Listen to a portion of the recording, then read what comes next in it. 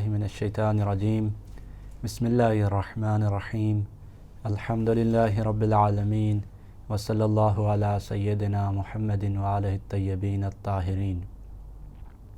اللہم صلی علی محمد وآل محمد۔ آج کا درس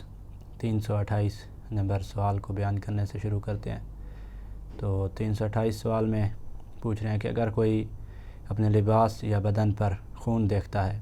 اور اسے یقین ہے کہ یہ خون نجس خون نہیں ہے، مثلا مچھر کا خون ہے تو مچھر کا خون نجس نہیں ہوتا، اور نماز پڑھ لیتا ہے، یقین تھا کہ یہ خون نجس نہیں ہے اور نماز پڑھ لی، اور بعد میں اسے پتہ چلتا ہے کہ وہ خون نجس خون تھا، تو اب اس کی نماز کا کیا حکم ہوگا؟ تو کہہ رہے ہیں کہ اس کی نماز درست ہے، کیونکہ نماز کے دوران اسے یقین تھا کہ یہ پاک خون ہے۔ اب جا کے اس کو نماز کے بعد جو ہے وہ نجس خون کا علم ہوا ہے، تو نجاست کا جو علم ہے وہ بعد میں ہو رہا ہے نماز کے بعد، تو نماز اس کی صحیح ہوگی۔ اس کے بعد 329 سوال کہ اگر کسی کو یقین ہو کہ بدن یا لباس پر جو خون ہے وہ ایسا نجس خون ہے کہ جس کے ساتھ نماز صحیح ہوتی ہے، مثلا اسے یقین ہو کہ زخم یا پھوڑے کا خون ہے، کہ جب زخم بڑا زخم ہو یا پھوڑا جس سے خون بہہ رہا ہو اور پاک کرنے میں مشکل ہے، اب تو ایسا جو ہے وہ خون معاف ہوتا ہے، اس کو پاک کرنا ضروری نہیں ہوتا۔ یا اسی طرح مثلا جو ہے خون حیض کے علاوہ مثلا جو کچھ اور خون ہیں جن کے علاوہ اگر خون انگوٹھے کے اس پورے سے کم مقدار میں لگا ہوا ہو تو وہ بھی معاف ہوتا ہے، جو آگے انشاءاللہ آئے گا۔ تو ایسا خون مثلا ایسا نجس خون تھا کہ جس سے نماز صحیح ہو جاتی ہے، یہ اسے یقین تھا نماز سے پہلے، لیکن نماز کے بعد اسے پتہ چلا کہ یہ ایسا نجس خون لگا ہوا تھا کہ جس کے ساتھ نماز باطل ہوتی ہے، اس کے ساتھ نماز صحیح نہیں ہوتی، تو نماز کے بعد اس بات کا علم ہوا ہے، تو اس صورت میں اس کی نماز کا کیا حکم ہوگا؟ تو اس کا بھی جواب دے رہے ہیں کہ اس صورت میں بھی اس کی نماز درست ہوگی اور دوبارہ پڑھنے کی ضرورت نہیں ہوگی۔ اس کے بعد سوال 330 کہ اگر کسی کے پاس نجس لباس کے علاوہ کوئی اور لباس نہ ہو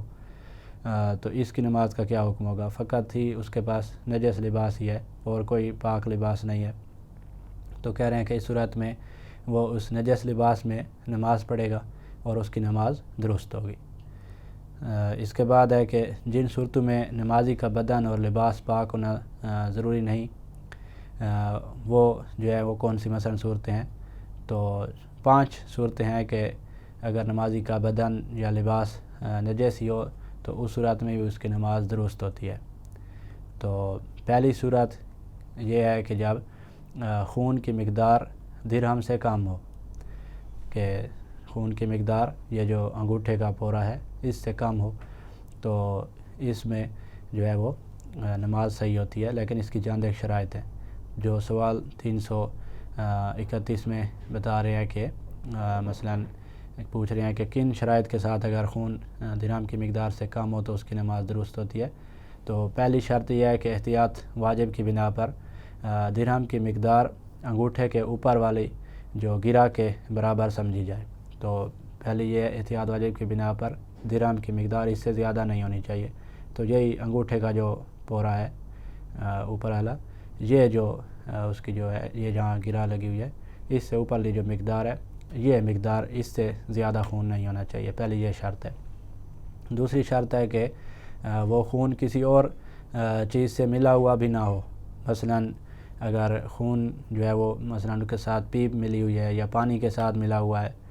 تو اس صورت میں بھی اس کی پھر یہ جو خون ہوگا یہ معاف نہیں ہوگا اور نماز درست نہیں ہوگی، تو لہذا پیپ پانی وغیرہ سے ملا ہوا نہ ہو، خود خون ہو۔ تیسری شرط یہ ہے کہ وہ خون 3 خون میں سے نہ ہو، یعنی حیض، نفاس، استحاضہ جو خواتین کے خون ہیں ان میں سے بھی نہیں ہونا چاہیے خون، اور اسی طرح نجس العین کا خون بھی نہیں ہونا چاہیے۔ نجس العین کسے کہتے ہیں تو وہ انشاءاللہ آگے اس کی تفصیل آئے گی۔ تو نجس العین کا خون بھی نہیں ہونا چاہیے، حیض کا خون بھی نہ ہو، نفاس کا خون بھی نہ ہو اور استحاضہ کا خون بھی نہ ہو۔ تو پھر ان کے علاوہ، ان 4 چیزوں کے علاوہ کا جو خون ہوگا وہ اگر انگوٹھے کے پورے کی مقدار جتنا یا اس سے کم ہے اور اس کے ساتھ کوئی چیز ملی ہوئی بھی نہیں ہے، ساتھ اس کے مثلا پانی نہیں لگا ہوا، پسینہ آیا تو وہ مثلا لگ گیا، تو ایسا بھی نہ ہو، پیپ وغیرہ بھی نہ ہو، تو پھر جو ہے وہ نماز اس کے ساتھ درست ہو جائے گی اور دوبارہ پڑھنے کی ضرورت نہیں ہوگی۔ اس کے بعد سوال 332 کہ اگر انسان کے بدن یا لباس پر حیض کا خون ہو اور احتیاط واجب کی بنا پر نفاس اور استحاضہ کا خون، کسی نجس العین کا خون مثلا ہو جیسے کتے اور خنزیر کا خون، تو یہ مثلا جیسے خنزیر کا خون ہے یا نجس مردار کا خون ہے، اسی طرح حرام گوشت جانور کا خون اور غیر کتابی کافر کا خون اگر لگ جائے اور درہم کی مقدار سے کم ہو، تو اس صورت میں نماز کا کیا حکم ہے؟ تو نفاس کا، استحاضہ کا، اسی طرح نجس مردار کا، حرام گوشت جانور کا، تو کہہ رہے ہیں کہ ان ساری صورتوں میں اس کی نماز باطل ہوگی، چاہے وہ انگوٹھے کے پورے سے کم بھی ہے مقدار، پھر بھی جو ہے وہ اس کی نماز باطل ہوگی، یہ خون معاف نہیں ہے۔ اس کے بعد جو ہے وہ سوال 333 کہ اگر انسان کے بدن یا لباس پر کسی ایسے انسان کا گوشت لگ جاتا ہو کہ جو کافر نہ ہو یا حلال گوشت جانور کا مثلا خون نہ ہو، اور وہ مختلف مقامات پر لگ گیا ہے خون، مثلا کسی ایسے انسان کا خون لگا ہے کہ جو کافر نہیں ہے، یا حلال گوشت جانور جو ہے اس کا خون اگر لگا ہے اور مختلف مقامات پر لگ گیا ہے، اور اگر اسے مثلا جمع کیا جائے تو وہ درہم کی مقدار سے کم ہو، تو اس صورت میں انسان کی نماز کا کیا حکم ہوگا؟ تو حلال گوشت جانور کا خون لگا ہے یا کسی دوسرے انسان کا جو ہے وہ خون لگا ہوا ہے کسی کے لباس پر، اور درہم کی مقدار سے کم ہے لیکن ہے مختلف مقامات پر، ان ساروں کو اگر جمع کر دیا جائے تو وہ درہم کی مقدار سے کم ہوگا، تو کہہ رہے ہیں کہ ایسی صورت میں اس انسان کی نماز درست ہوگی اور یہ خون معاف ہوگا۔ اس کے بعد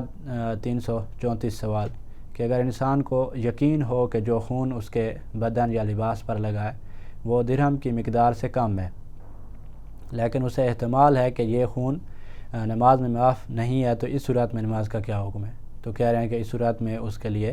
جائز ہے کہ وہ اس کے ساتھ نماز پڑھ لے، تو اس کی نماز درست ہے، کیونکہ اسے احتمال ہے، یقین نہیں ہے کہ یہ وہ ایسا خون ہے کہ جو معاف نہیں ہوتا، تو اس صورت میں اس کی نماز درست ہوگی اور نماز پڑھنا صحیح ہے۔ اس کے بعد سوال 335 کہ مذکورہ صورت میں اگر انسان نماز کے بعد اسے علم ہو جائے کہ وہ خون معاف نہیں تھا، تو اس کا کیا حکم ہوگا؟ تو کہہ رہے ہیں کہ جب نماز مکمل کرنے کے بعد علم ہو جائے، یقین ہو جائے کہ یہ خون ایسا خون تھا کہ جو معاف نہیں ہوتا، تو اس صورت میں بھی نماز درست ہوگی اور دوبارہ پڑھنے کی ضرورت نہیں ہوگی۔ نماز سے پہلے اگر یقین ہو جاتا تو پھر نماز نہیں پڑھ سکتے، نماز مکمل کرنے کے بعد یقین ہوا ہے تو اس صورت میں نماز درست ہے اور دوبارہ پڑھنے کی ضرورت نہیں ہے۔ اس کے بعد سوال 336 کہ اگر انسان کو یقین ہو کہ جو خون لباس پر لگا ہے وہ درہم کی مقدار سے کم ہے، اور نماز کے بعد معلوم ہو کہ وہ درہم کی مقدار سے زیادہ تھا، تو اس کی نماز کا اب کیا حکم ہوگا؟ تو کہہ رہے ہیں کہ اس صورت میں اس کی نماز درست ہے اور دوبارہ پڑھنا ضروری نہیں ہے، کیونکہ اسے یقین تھا کہ درہم سے کم ہے۔ اب نماز کے بعد دوبارہ یقین ہو گیا کہ درہم سے زیادہ تھا، تو نماز کے بعد چونکہ یقین ہو رہا ہے تو اس لیے نماز صحیح ہے۔ اس کے بعد سوال 337 کہ اگر کسی کے بدن یا لباس پر زخم اور پھوڑے کا خون لگا ہو اور وہ زخم اور پھوڑا بھی ٹھیک بھی نہ ہوا، تو کن شرائط کے ساتھ اس خون کے ساتھ نماز پڑھنا درست ہے؟ اگرچہ وہ مثلا خون جو ہے وہ درہم کی مقدار سے زیادہ بھی ہو، تو زخم اور پھوڑے کا خون چاہے درہم کی مقدار سے زیادہ بھی ہو تو چند ایک شرائط کے ساتھ اس خون سے نماز پڑھنا درست ہوتا ہے، اس خون کے ساتھ لباس پہ جو لگا ہوا ہے۔ تو کہہ رہے ہیں کہ اس کی دو شرطیں ہیں۔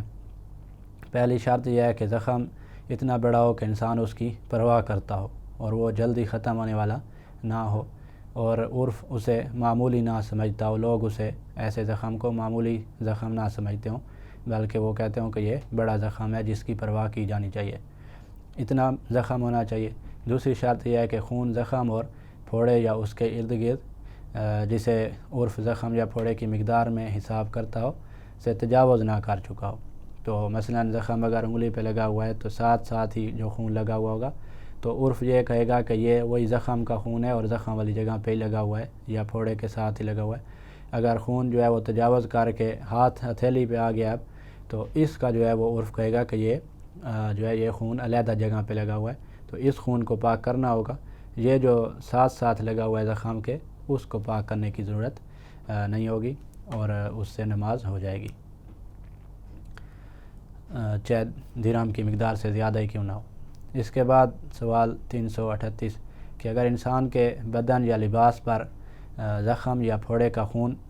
ہو جو جلدی ٹھیک ہو جانے والا ہو، ایسے زخم یا ایسے پھوڑے کا خون ہے کہ جو جلدی ٹھیک ہو جانے والا، چھوٹا زخم ہے، چھوٹا پھوڑا ہے، تو اس خون کا کیا حکم ہوگا؟ تو کہہ رہے ہیں کہ ایسا خون درہم کی مقدار کے برابر یا اس سے زیادہ ہو تو اس کی نماز باطل ہوگی۔ تو درہم کی مقدار سے اگر کم ہوا تو پھر جو ہے وہ معاف ہوگا اور اس کی نماز درست ہوگی۔ اس کے بعد سوال 339 کہ اگر بدن یا لباس کی وہ جگہ کہ جو زخم یا پھوڑے سے دور ہو اور اس کے خون سے نجس ہو جائے، زخم کے خون سے، تو اس کا اب کیا حکم ہوگا؟ لباس کی وہ جگہ جو زخم سے دور ہے یا پھوڑے کی وہ جگہ یا بدن کی وہ مثلا جگہ جو پھوڑے یا زخم سے دور ہے، تو وہ اگر نجس ہو گیا انہی کے خون سے تو اس کا کیا حکم ہے؟ تو کہہ رہے ہیں کہ اگر وہ خون درہم کی مقدار یا اس سے زیادہ ہو تو پھر اس کی نماز درست نہیں ہوگی۔ مثلا اگر انسان کے کہنی یا کونی یا اس کندھے پر مثلا زخم ہے اور اس کے جو ہے ہاتھ اس خون سے نجس ہو جائیں، تو وہ خون ہم دیکھیں گے کہ اس کی مقدار کتنی ہے۔ اگر درہم کی مقدار سے زیادہ ہے تو پھر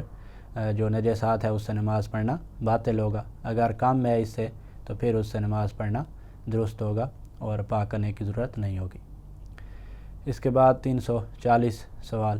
کہ زخم یا پھوڑے کے اوپر اگر پٹی وغیرہ جو ہے وہ باندھنا ضروری ہوتا ہے تاکہ مثلا اس کا خون آگے سے رائے نہ کرے، یا ضروری نہیں ہوتا؟ تو کہہ رہے ہیں کہ ایسا کرنا ضروری اور واجب نہیں ہوتا، اگرچہ بہتر ہے، احتیاط مستحب ہے کہ زخم یا پھوڑے پر پٹی باندھ لی جائے۔ اس کے بعد سوال 341 کہ اگر انسان کا بدن یا لباس بواسیر کے خون سے یا منہ کے اندر مثلا خون سے نجس ہے، یا منہ کے اندر اگر زخم ہو اور اس کے خون سے انسان کا جو ہے وہ لباس یا بدن نجس ہو جائے، تو اس خون کے ساتھ نماز پڑھنے کا کیا حکم ہوگا؟ تو کہہ رہے ہیں کہ ایسے خون کے ساتھ ان شرائط کے ساتھ جو پہلے گزر چکی ہیں نماز پڑھنا درست ہے۔ تو اگر جو ہے وہ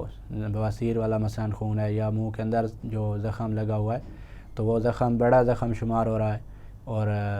جو ہے وہ زیادہ مثلا تجاوز بھی نہیں کیا ہوا خون نے اپنے زخم کے مقام سے، تو پھر جو ہے اس سے نماز پڑھ سکیں گے، اور اگر تجاوز کیا ہوا ہے تو پھر دیکھیں گے کہ اگر وہ انگوٹھے کے پورے سے کم ہے تب بھی نماز پڑھنا درست ہوگا، اور اگر زیادہ ہوا تو پھر پاک کرنا ضروری ہوگا۔ اس کے بعد 342 سوال کہ اگر انسان کا بدن یا لباس دماغ کے خون سے جو ناک کے ذریعے سے باہر آتا ہے، جس کو نکسیر کہتے ہیں، اس سے اگر نجس ہو جائے تو اس کا کیا حکم ہے؟ تو کہہ رہے ہیں کہ ایسا خون جو ہے وہ زخم اور پھوڑے کے حکم میں نہیں آتا، اگر مثلا خالص ہو یعنی زخم وغیرہ کی وجہ سے نہ ہو تو اور درہم سے زیادہ ہو تو نماز جو ہے وہ درست نہیں ہوگی، ورنہ جو ہے اگر درہم سے کم ہے تو پھر جو ہے وہ نماز اس کی درست ہو جائے گی، کیونکہ خون کو ہم نے دیکھنا ہے کہ اگر پورے سے کم ہے تو پھر یہ خون جو ہے وہ نہ تو خون حیض ہے، نہ نفاس ہے، نہ نجس العین کا خون ہے، تو ایسے خون بھی نہیں ہے کہ جو معاف نہیں ہوتے، تو یہ اس طرح سے معاف ہوگا، اس کے علاوہ معاف نہیں ہوگا۔ اس کے بعد سوال 343 کہ اگر کسی کے بدن پر زخم ہے اور وہ اپنے بدن یا لباس پر خون دیکھتا ہے جو درہم کی مقدار یا اس سے زیادہ ہے، لیکن یہ نہیں جانتا کہ یہ خون اس زخم کا ہے یا کوئی اور خون ہے، تو اس کا کیا وظیفہ ہوگا؟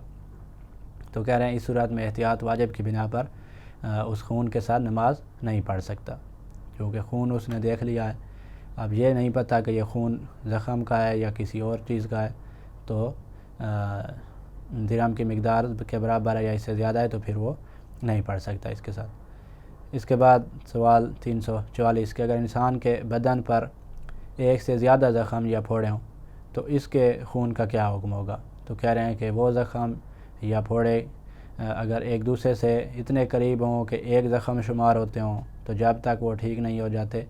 ان کے خون سے نماز پڑھنے میں کوئی اشکال نہیں ہے، اور اگرچہ وہ خون مثلا درہم کی مقدار سے زیادہ ہی کیوں نہ ہو، کیونکہ جو خون زخم کے ارد گرد لگا ہوا ہوگا وہ خون معاف ہے چاہے درہم سے زیادہ ہو، اور اگر وہ زخم ایک دوسرے سے دور ہوں تو جیسے ہی کوئی ایک زخم ٹھیک ہوگا تو اس کے خون سے بدن یا لباس کو پاک کرنا واجب ہے، مگر وہ خون کے جو درہم کی مقدار سے کم ہو تو پھر اس خون کے ساتھ نماز بھی پڑھ سکتے ہیں، کیونکہ انگوٹھے کے پورے کی مقدار سے اگر کم ہے تو بھی نماز پڑھنا درست ہے۔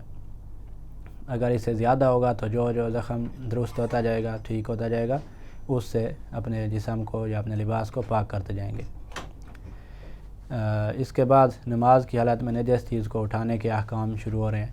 تو سوال 345 کہ اگر انسان نماز کی حالت میں ایسی نجس چیز کو اٹھا لیتا ہے کہ جو نجس مردار یا حرام گوشت جانور کے اعضاء سے بنی ہو تو اس کا کیا وظیفہ ہوگا؟ تو کہہ رہے ہیں کہ اگر ان چیزوں کے اعضاء انسان کے بدن یا لباس پر نہ لگے ہوئے ہیں تو پھر اس کی نماز درست ہے، ورنہ درست نہیں ہوگی۔ اس کے بعد جو ہے وہ